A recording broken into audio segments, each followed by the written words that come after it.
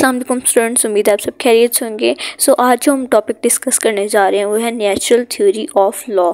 तो सबसे पहले हम इसकी आउटलाइन को देखते हैं कि आपने कोई भी एग्ज़ाम अटैम्प्ट करना है तो आपने इसी जो यहाँ पे आउटलाइन दी हुई है इसी के हिसाब से अटैम्प्ट करना और ऐसे ही याद करना है।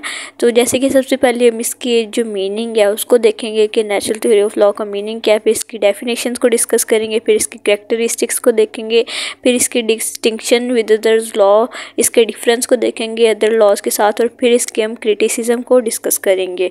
तो चलिए शुरू करते हैं, वन बाय वन डिटेल के साथ डिस्कस करते हैं। इजीएस्ट नोट्स आपको सेटिस्फाई करके भेजना मेरी गारंटी है, और आपने इस चैनल को सब्सक्राइब ज़रूर करना है और अपने कमेंट बॉक्स में रिव्यू ज़रूर शेयर करने हैं। तो चलिए स्टार्ट करते हैं। सबसे पहले कि व्हाट इज़ नेचुरल लॉ। सबसे पहले हम इसके मीनिंग को देखते हैं कि नेचुरल लॉ जो है ये होता क्या है। तो natural law is the concept that suggests there are fundamental moral principles built into nature which people can understand through reason. कि नेचुरल लॉ जो है ये एक कॉन्सेप्ट है, सजेस्ट करता है ऐसे फंडामेंटल प्रिंसिपल्स को जो कि नेचर के अंदर ही मौजूद होते हैं, जिन्हें जो लोग हैं वो समझ सकते हैं रीजंस के through. These principles are thought to guide human behavior in a way that aligns with what is considered intrinsically right or wrong। कि जो ये प्रिंसिपल्स होते हैं जो कि हमने देखा है कि नेचर के अंदर ही बिल्ड होते हैं, ये ह्यूमन की जो नेचर होती है उसके बिहेवियर होते हैं उन्हें एक वे प्रोवाइड करता है और उन्हें जो है वो बाकायदा एक चीज़ कंसिडर कराता है कि उनके लिए क्या गलत है और क्या सही है, यानी कि किस वे पे वो चलेंगे तो वो गलत जाएंगे और किस वे पे वो चलेंगे तो वो ठीक जाएंगे। ये नेचर के अंदर जो है वो बिल्ड होता है। तो बाकी देखते हैं कि in a nutshell natural law is like saying there is moral compass embedded in the universe and by thinking and understanding we can navigate our actions in a way that respects this cosmic morality. देखिए in short जो natural law होता है वो हम कह सकते हैं कि एक मोरल कंपस होता है जो कि यूनिवर्स हमारी जो दुनिया है इसके अंदर एम्बेड किया हुआ है, जिसे हम यूज़ करते हैं हमारे सोचने से और उन्हें समझने से। हम यानी कि हम कह सकते हैं कि हमारी सोच को हम जब समझते हैं तो हमें पता चलता है कि क्या चीज़ हमारे लिए गलत है, क्या चीज़ सही है। ये हमें कोई चीज़ और नहीं सिखाती, ये नेचर जो है उससे हमारे अंदर जो है वो एम्बेड होता है।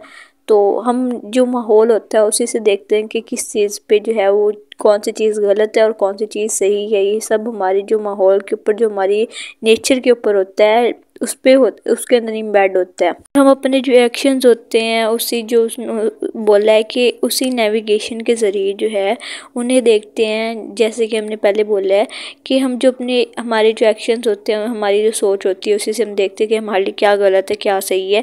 तो इसी तरह जो हमारे एक्शंस होते हैं वो नेविगेट होते हैं उसी जो कंपस की बात हुई है उसी के थ्रू, उस नेचर के थ्रू जो है वो नेविगेट होते हैं कि कौन सा जो रास्ता है उस पर जो है कॉस्मिक रियलिटी है, यानी कहाँ पे जो है वो नेचर की इन्वेंशंस है, कहाँ पे नेचर की इजादात जो है वो मौजूद है। यहाँ तक उम्मीद है कि हमें जो है वो नेचुरल लॉ का कॉन्सेप्ट क्लियर हो चुका होगा कि नेचुरल लॉ जो होता है वो एक कॉन्सेप्ट होता है, एक सजेशंस होती हैं कि नेचर के अंदर जो एम्बेड होता है और हम अपनी जो रीजनिंग और अपनी अंडरस्टैंडिंग से उसे जो है यूज़ करते हैं और अपने एक्शंस में उसे लेकर आते हैं। तो नेचुरल लॉ इसे कहते हैं जो कि नेचर के अंदर एम्बेड होता है।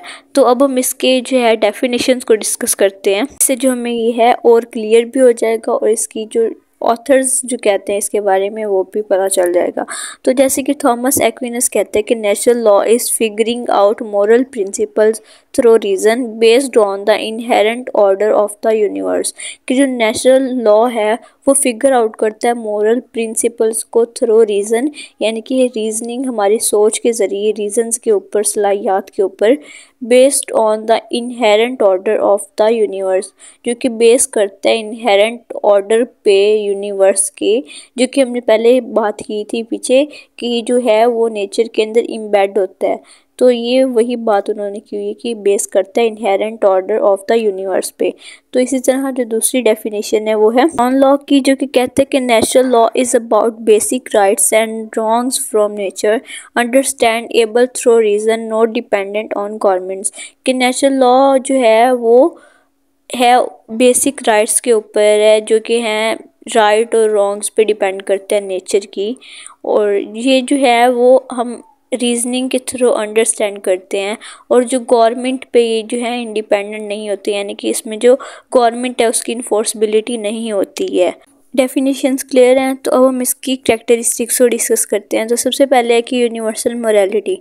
Natural law suggest there are moral principles applicable to all people forming a universal code of right and wrong।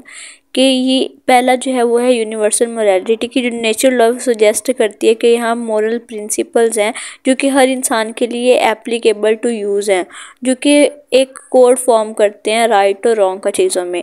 दूसरी इसकी कैरेक्टरिस्टिक है कि reason as a guide. It asserts that these principle can be understood through reason without the need for specific religious और governmental guidance.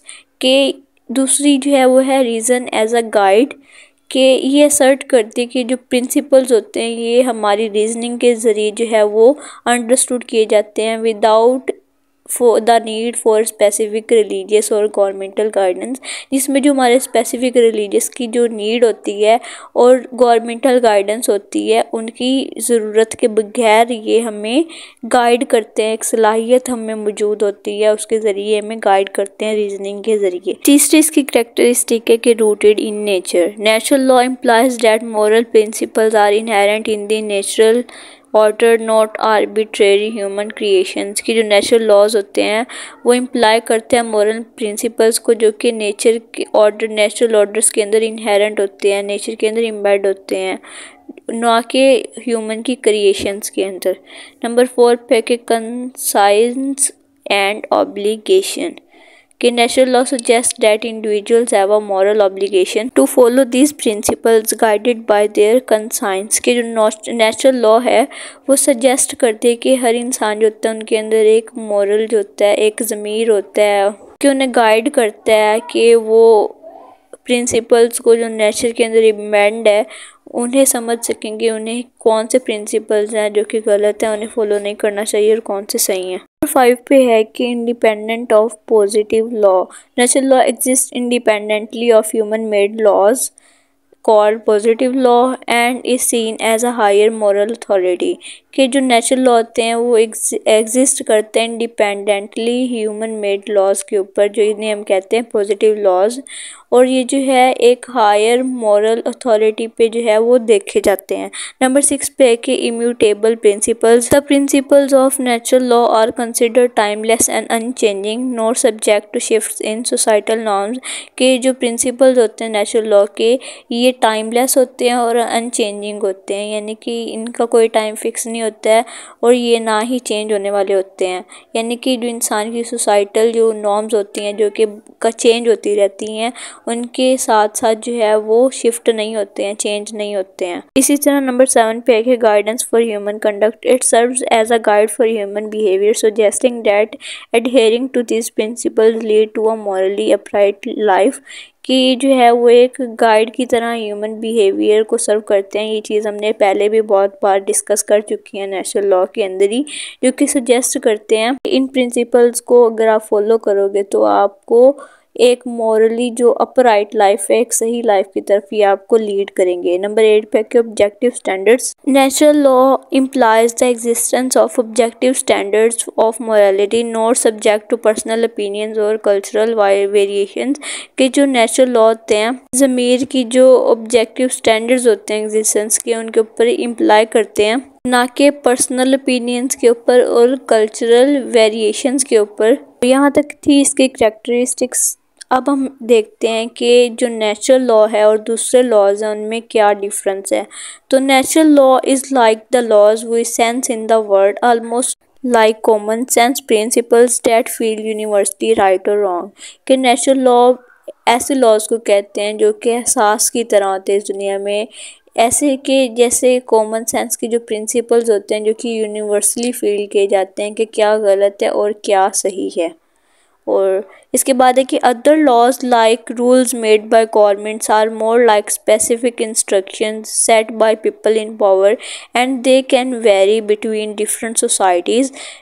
के जो दूसरे laws होते हैं जिनके जो रूल्स हैं वो गवर्नमेंट बनाती है और उनके अंदर जो है वो स्पेसिफिक इंस्ट्रक्शंस होती है जो कि पावर में जो लोग होते हैं वो सेट करते हैं, और ये मुख्तलिफ होते हैं सोसाइटी टू सोसाइटी।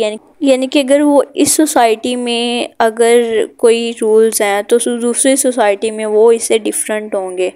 तो natural law is seen as more fundamental while other laws are created by humans and can change over time। तो हम कह सकते हैं कि जो नेचुरल लॉ होते हैं वो एक फंडामेंटल के तौर पे देखे जाते हैं, यूनिवर्सली भी देखे जाते हैं, जबकि जो दूसरे लॉ होते हैं जो वो ह्यूमंस क्रिएट करते हैं और वो चेंज होते रहते हैं टाइम टू टाइम और डिफरेंट होते हैं। हर सोसाइटी टू सोसाइटी वो चेंज होते हैं और वो टाइम टू टाइम रिक्वायरमेंट्स के मुताबिक चेंज होते रहते हैं और उनके अंदर स्पेसिफिक इंस्ट्रक्शंस होती हैं अदर लॉज के अंदर, जबकि जो नेचुरल लॉ होता है वो अनचेंज और टाइमलेस होता है। यहाँ पे हमने इनके कुछ डिफरेंसेस को भी देखा है। अगर आपको कोई ज़्यादा मार्क्स का क्वेश्चन आता है, जैसे कि 15 to 20 मार्क्स का क्वेश्चन आता है, आपके पास टाइम है, तो आप इनकी डिफरेंस जो है वो अलग से सेपरेट करके लिख सकते हैं। तो हम देखते हैं क्रिटिसिज्म को, जो कि क्या तनकीद की गई थी नेचुरल लॉ थ्योरी के ऊपर। तो natural law theory is often criticised for its lack of flexibility and adaptability. कि जो नेचुरल लॉ थ्योरी थी वो क्रिटिसाइज, उस पर तनकीद की गई थी कि इसमें जो फ्लेक्सिबिलिटी और अडॉप्टेबिलिटी है उसकी कमी की वजह से इस पर जो है वो ज़्यादातर तनकीद की गई थी। Critics argue that it fails to account for the fact that moral values and societal norms can change over time and vary across different cultures. This rigidity can lead to outdated or oppressive moral judgments and legal systems that do not align with the needs and values of contemporary societies।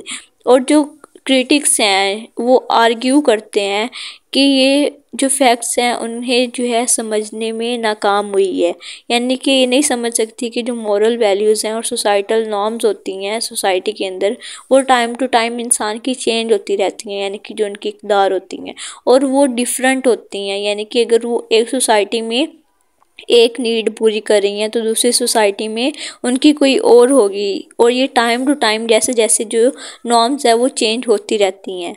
और ये जो rigidity है ये lead करती है outdated और oppressive moral judgements और legal systems को, जो कि कॉन्टेम्परेरी सोसाइटीज़ की जो नीड्स होती हैं और वैल्यूज़ होती हैं उनके साथ हमांग नहीं होती हैं।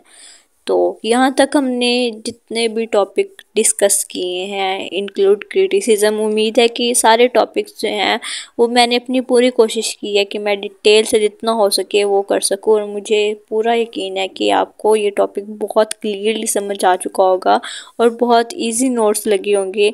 तो मैंने अपनी तरफ से अपनी फुल की है कि आपको सेटिस्फाई कर सकूं इस टॉपिक को समझने में, और ऐसे ही बहुत से टॉपिक्स इस चैनल पे मौजूद हैं। चैनल को ज़रूर विज़िट कीजिएगा और चैनल को ज़रूर सब्सक्राइब कीजिएगा ताकि आप इसके साथ स्टे ट्यून्ड रहें। तो फिर मिलते हैं, अल्लाह हाफिज़।